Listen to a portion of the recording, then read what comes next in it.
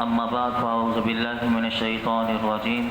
بسم الله الرحمن الرحيم قد نرى تقلب وجهك في السماء فلنولينك قبلة ترضاها فول وجهك شطر المسجد الحرام وحيث ما كنتم فولوا وجوهكم شطرا وإن الذين أوتوا الكتاب ليعلمون أنه الحق من ربهم وما الله بغافل عما يعملون۔ ہم تمہارے چہرے کا آسمان کی طرف بار بار اٹھنا دیکھ رہے ہیں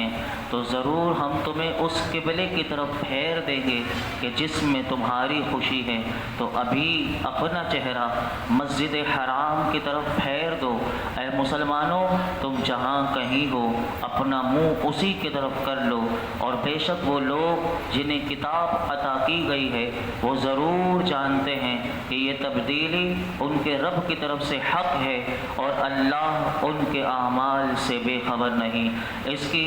تفسیر یہ ہے کہ جب نبی پاک صلی اللہ علیہ وسلم مدینہ منورہ تشریف لائے تو نبی پاک صلی اللہ علیہ وسلم کو بھی اللہ کی طرف سے یہ حکم تھا کہ بیت المقدس کی طرف منہ کر کے نماز پڑھنے کا حکم دیا گیا۔ نبی پاک صلی اللہ علیہ وسلم اللہ کے حکم کی پیروی کرتے ہوئے آپ نے بیت المقدس کی طرف ہی نمازیں ادا کرنا شروع کر دی۔ نبی پاک صلی اللہ علیہ وسلم کے لیکن قلب اطہر میں یہ خواہش تھی کہ خانہ کعبہ کو مسلمانوں کا قبلہ بنا دیا جائے۔ اس کی وجہ مفسرین نے 3 بیان کی۔ نمبر 1، اس کی وجہ یہ نہیں تھی کہ بیت المقدس کو اگر قبلہ بنایا گیا تو میرے آقا علیہ الصلوۃ والسلام بیت المقدس کو ناپسند کرتے ہوں، ایسا نہیں تھا۔ دوسری وجہ، خانہ کعبہ حضور کو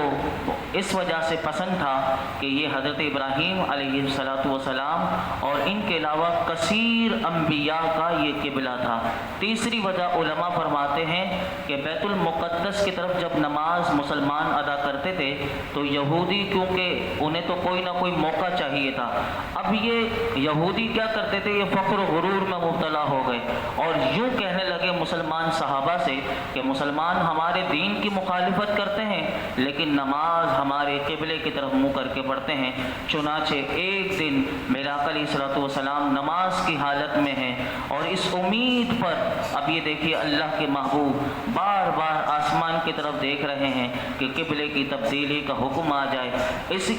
دوران نماز ہی یہ آیت کریمہ جو میں نے آپ کے سامنے اس کا ترجمہ اور تلاوت کی یہ نازل ہوئی اور اللہ تعالیٰ نے اسی دوران نماز وحی آ گئی۔ اب یہ دیکھیں، یہ ہے نبی کا مقام کہ نماز کے دوران ہی وحی آ رہی ہے اور حکم بھی مل رہا ہے۔ تو میرے آقا علیہ الصلوۃ والسلام کو اس آیت میں بتایا گیا کہ جس میں میرے آقا کی رضا ہے تو اللہ نے فرمایا میری رضا بھی اسی میں ہے، یعنی حضور کی رضا جس میں ہے اس میں اللہ کی رضا قرار دیتے ہوئے حضور کے چہرہ اقدس کے حسین انداز کو قرآن نے یہاں پر بیان کیا اور آپ صلی اللہ علیہ وسلم کی خواہش اور خوشی کے مطابق خانہ کعبہ کو دوران نماز ہی قبلہ بنا دیا گیا۔ چنانچہ نبی پاک صلی اللہ علیہ وسلم دوران نماز، آپ ظہر کی نماز ادا فرما رہے تھے، آپ 2 رکعت پڑھا چکے تھے، 2 رکعت کے اندر ہی یعنی بیت المقدس اس طرف اور خانہ کعبہ اس طرف، حضور اسی طرح پھر گئے، پیچھے جو صحابہ تھے وہ بھی گھوم گئے، یعنی آپ اندازہ لگائیں کیا وہ منظر ہوگا کہ 2 رکعت بیت المقدس کی طرف اور 2 رکعت نماز خانہ کعبہ کی طرف ادا کی گئی۔ یہ تھی اس کی شان نزول و تفسیر۔ اس سے مفسرین نے کچھ نکات نکالے، وہ بڑے قابل غور ہیں اور اس سے ہمارے آقا کی ہمارے دل میں کتنی محبت ہونی چاہیے اور ہم حضور سے کتنی محبت کریں۔ اس آیت سے مفسرین بتاتے ہیں کہ اس سے پتہ چلا کہ اللہ رب العالمین کو اپنے محبوب کی رضا بہت پسند ہے اور اللہ تعالیٰ اپنے محبوب کی کوئی رضا اگر وہ فرما دیں تو اللہ رب العالمین اس آیت سے پتہ چلتا ہے کہ وہ فوراً پوری فرماتا ہے۔ امام فخر الدین رازی رحمۃ اللہ علیہ تفسیر کبیر کے بہت بڑے مصنف ہیں، آپ فرماتے ہیں بے شک اللہ تعالیٰ نے اپنے حبیب کی وجہ سے قبلہ تبدیل فرمایا اور اللہ نے آیت میں غور کرو، یہ نہیں کہا کہ محبوب ہم تمہیں اس قبلے کی طرف پھیر دیں گے جس میں میری رضا ہے، یعنی اللہ نے یوں نہیں کہا میری رضا ہے بلکہ جس میں آپ کی رضا ہے۔ تو گویا کہ امام فخر الدین رازی فرماتے ہیں اے حبیب کوئی میری رضا کا، یعنی ہر کوئی میری رضا کا طلبگار ہے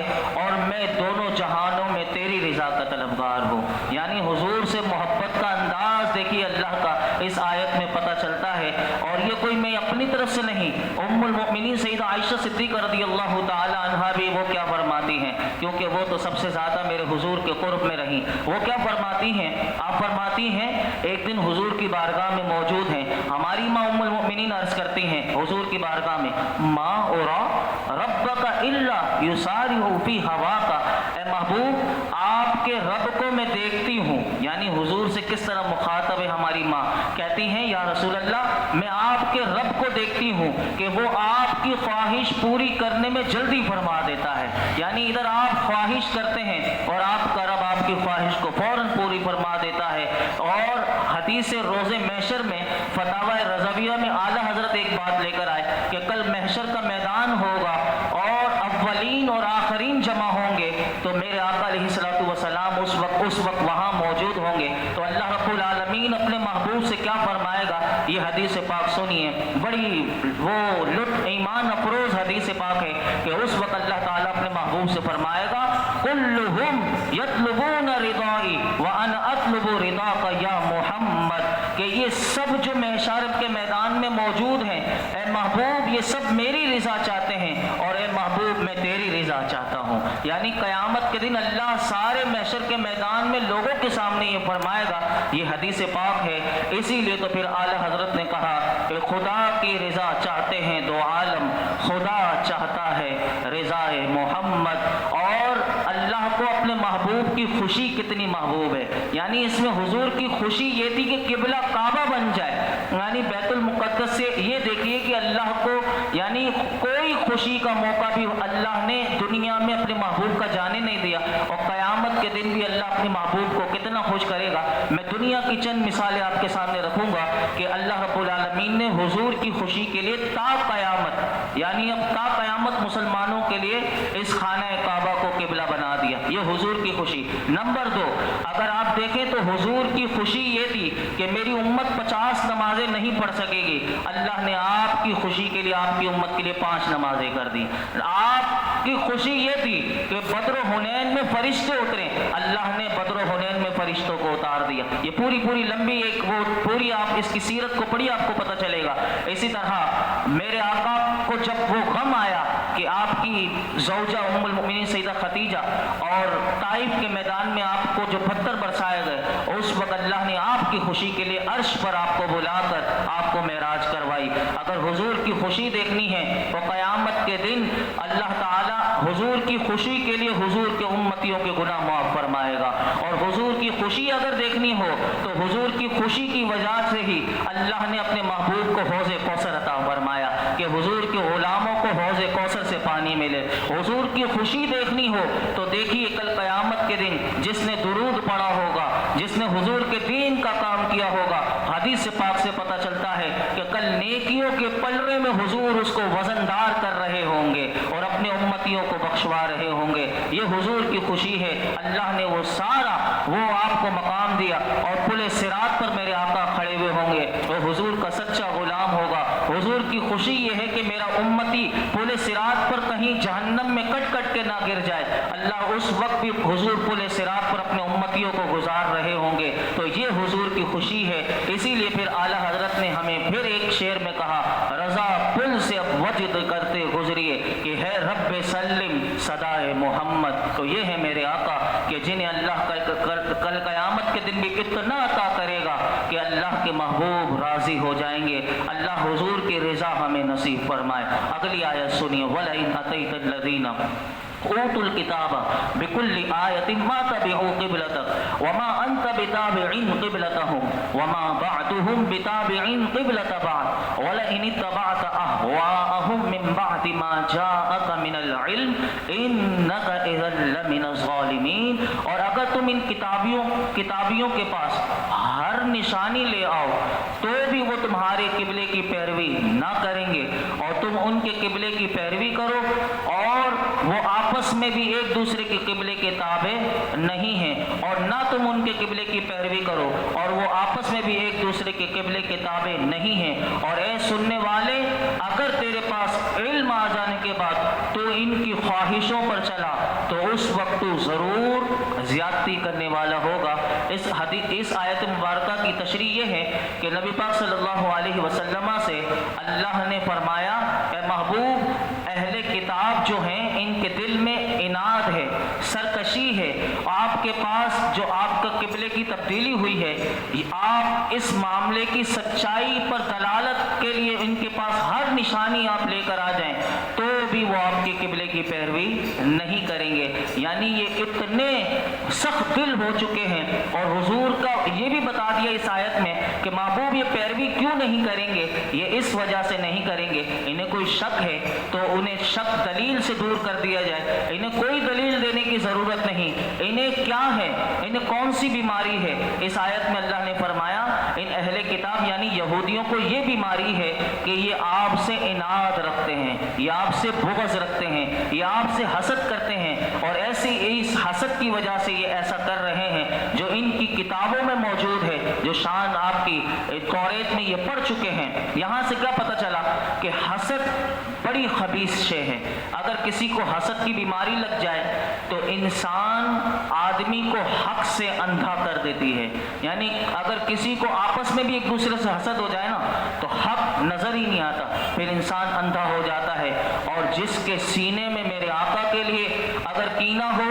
تو یاد رکھیے اس کے وہ ہوتے ہوئے جس کے لیے حضور کے دل یعنی اس کے دل میں حضور کے لیے بغض ہے اور کینہ ہے، وہ مر بھی جائے تو وہ ہدایت نہیں پا سکتا۔ اور ایسے شخص کو دنیا میں بھی ایسے لوگ آج بھی موجود ہیں کہ جن کے دلوں میں حضور کے لیے بغض ہے، آپ ان کے لیے قرآن پیش کیجئے، آپ انہیں حدیث پیش کیجئے، آپ انہیں حضور کے معجزات بتائیے، آپ انہیں نقلی عقلی دلائل سے سمجھائیے، لیکن کیونکہ دلوں کا دروازہ جب ہی کھلتا ہے کہ جب حضور کے بارے میں دل صاف ہو تو دل کھل جاتا ہے، اور حضور کے بارے میں اگر دل صاف نہ ہو تو پھر دل کو تالے لگ جاتے ہیں۔ پھر وہ قرآن سن کر بھی کہتا ہے ہمیں کوئی شان سمجھ میں نہیں آتی، ہمیں شان بیان کرنا بھی نہیں آتی۔ تو یہ وہ چیز ہے کہ جو انسان کو اندھا کر دیتی ہے، اور اس آیت میں یہی بتایا گیا۔ تو اس سے اللہ کی پناہ مانگنی چاہیے اور حضور کی محبت اپنے دلوں میں بڑھانی چاہیے۔ آگے فرمایا الذین آتیناہم الکتاب یعرفونہ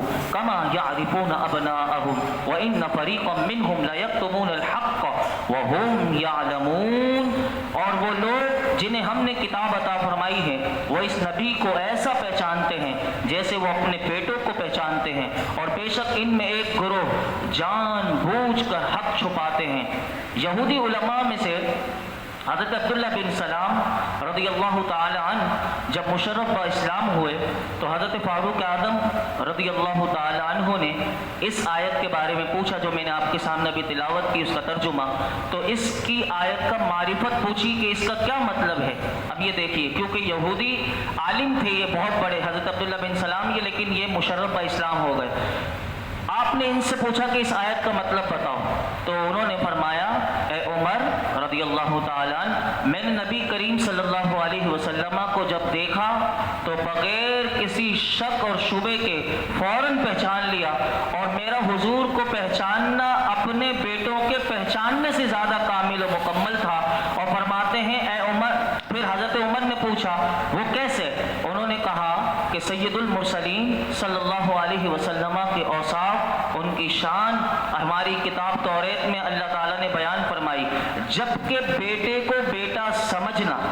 اب یہ بڑا قابل غور نقطہ دے رہے ہیں عبداللہ بن سلام، کہتے ہیں جب بیٹے کو بیٹا سمجھنا یہ صرف عورتوں کے کہنے سے ہے، اور کہتے ہیں حضور صلی اللہ علیہ وسلم کی پہچان تو اللہ نے کروائی ہے۔ تو فرمایا کہ اللہ نے کرائی ہے تو وہ قطعی و یقینی ہے، جبکہ اولاد کی پہچان تو عورتیں کرواتی ہیں کہ یہ تیرا بچہ ہے۔ تو یہ کہتے ہیں اس طرح۔ تو حضرت فاروق اعظم نے جب اس کی تفسیر سنی عبداللہ بن سلام سے، تو راوی کہتے ہیں تفسیر خازن کے کہ حضرت فاروق اعظم نے آپ کی پیشانی کو چوم لیا کہ تم نے کیا تفسیر بیان کی۔ تو اس سے ایک علماء نے ہمیں ایک بات سمجھائی کہ اس سے یہ پتہ چلا کہ نبی پاک صلی اللہ علیہ وسلم کو صرف پہچان ایمان نہیں، حضور کی صرف پہچان ایمان نہیں، بلکہ حضور کو ماننا یہ ایمان ہے۔ حضور کا پہچاننا یہ ایمان نہیں بلکہ حضور کو ماننا یہ ایمان ہے۔ یہودی حضور کو پہچانتے تھے لیکن مانتے نہیں تھے۔ بار بار ان کی آیتیں آپ کے سامنے آ رہی ہیں، الحق من ربک فلا تکونن من الممترین، اور قرآن فرماتا ہے سننے والے حق وہی ہے جو تیرے رب رب کی طرف سے ہے، پس تو ہرگز شک کرنے والوں میں سے نہ ہونا۔ قبلے کی تبدیلی اللہ کی طرف سے ہے، لہذا حق یہ ہے کہ اس میں شک نہ کیا جائے، اور یوں ہی اللہ کی طرف سے ہر آنے والا حکم حق ہے، اگرچہ ہمیں اس کی حکمت سمجھ میں آئے یا نہ آئے، وہ حق ہی ہے۔ مسلمان کا کام یہ ہے کہ جب بتا دیا جائے کہ یہ اللہ اور اللہ کے رسول کا حکم ہے تو اسے ماننا اور اس پر عمل کرنا ہے، کبھی اس میں شک نہ کرنا، ورنہ شک کرنا یہ یہودیوں کا کام ہے۔ اللہ رب العالمین جو کچھ ہم نے سنا اسے یاد رکھنے، سمجھنے، عمل کرنے اور غور و فکر کرنے کی توفیق عطا فرمائے۔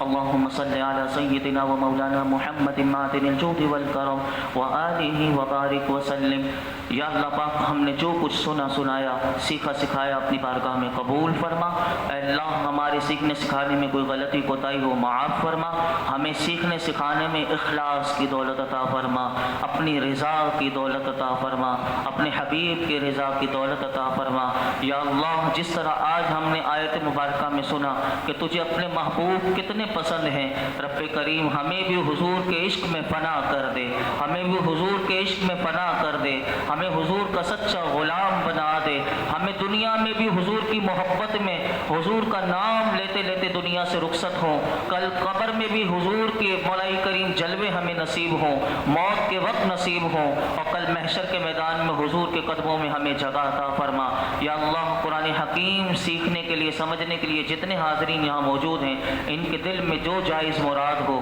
اس پر اپنی رحمت کی نظر فرما۔ وصلی اللہ تعالی علی خیر